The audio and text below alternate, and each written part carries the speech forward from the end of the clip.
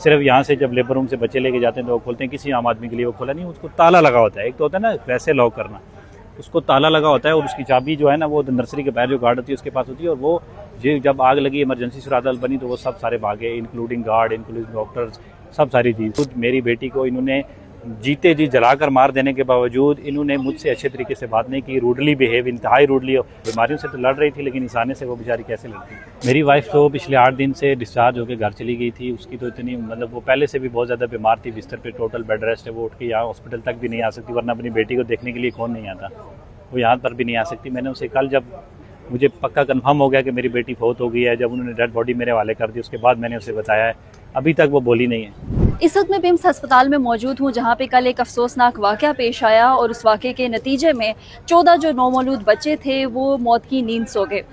जो वो अफेक्टीज़ थे उनमें से एक शख्स मेरे साथ यहाँ पे मौजूद हैं, वो वालिद जिनकी बेटी इस थाने में जिसकी मौत वाक़ हुई है, हम उनसे बात करते हैं। मेरा नाम मुदस्सर है, मुदस्सर ज़ोहराब मेरा पूरा नाम है। मैं पिछले 15 दिन से इस हॉस्पिटल में मौजूद हूँ। पहले 7 डेज़ मेरी बेगम यहाँ पे एडमिट हुई और 8वें दिन मेरी बच्ची की पैदाइश हुई 18 अगस्त को, और कल 26 अगस्त को जो है ना वो इस थाने की नज़र होगी।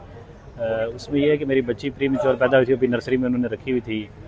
मतलब इलाज कह सकते हैं कि इम्प्रूवमेंट उसके अंदर काफ़ी बेहतर आई थी। वो बीमारियों से तो लड़ रही थी लेकिन इंसाने से वो बेचारी कैसे लड़ती।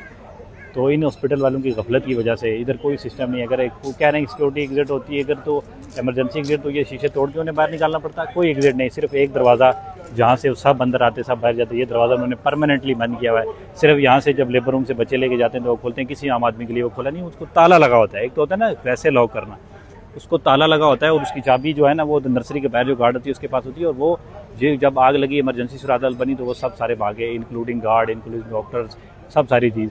वो इधर किसी किस्म की फायर सेफ्टी का कोई जो है ना वो दूर दूर तक ताल्लुक ही नहीं था। इस बिल्डिंग को जाके देखें आप, खूबसूरत हाल, पुरानी बिल्डिंग बनी हुई, छोटे छोटे कॉरिडोर्स बने हुए। तो आगे वार्ड्स हैं जो है ना पोस्ट ऑफ सीजेरियन या नॉर्मल डिलीवरी जिनकी, तो वो ख़वातीन वहाँ पे होती है।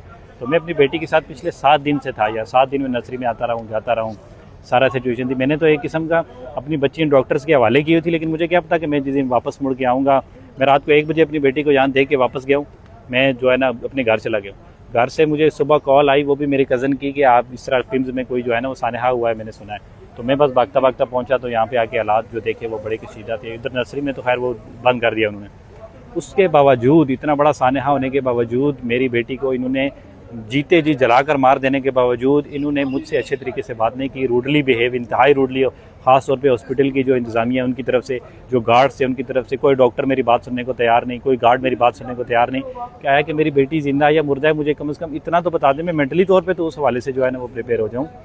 उस 1.5 घंटे की जलालत के बाद मैं यहाँ बाहर आया, मीडिया वालों से मैंने बात की कि मेरी बेटी जो है ना वो नहीं मिल रही, और मैं पुलिस वालों के पास चला गया। वो एक पुलिस वाले एसपी साहब थे, उन्होंने मुझे जो है ना मेरी बेटी मेरे हवाले की। कोई हॉस्पिटल की इंतज़ामिया किसी किस्म की उन्होंने मेरे साथ कोई इंटरेक्शन नहीं किया कि यार आपके साथ इतना बड़ा सानहा हुआ है, कोई हमदर्दी बंदा 2 बोल ही बोल देता और वो मुझे क्या देंगे। मेरी बेटी को उन्होंने जिंदा जला दिया, तो वो और क्या करेंगे मेरे लिए।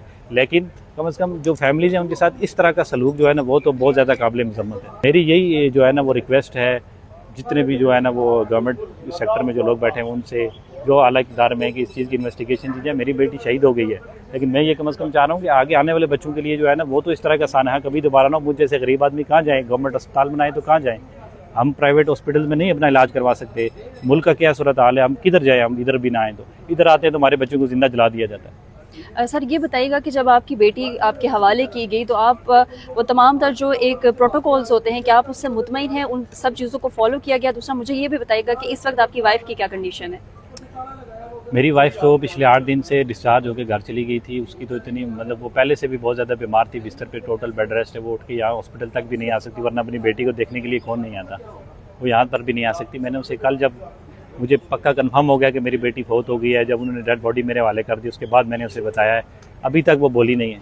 उससे बिल्कुल सन्नाटा छाया हुआ है और वो बिल्कुल जो है ना लेटी हुई है। मैं अब उसकी वजह से परेशान हूँ, अपनी बेटी का इतना बड़ा सानहा बर्दाश्त करूँ। गरीब आदमी किधर जाए, किसको अपनी दास्तान जाके सुनाए।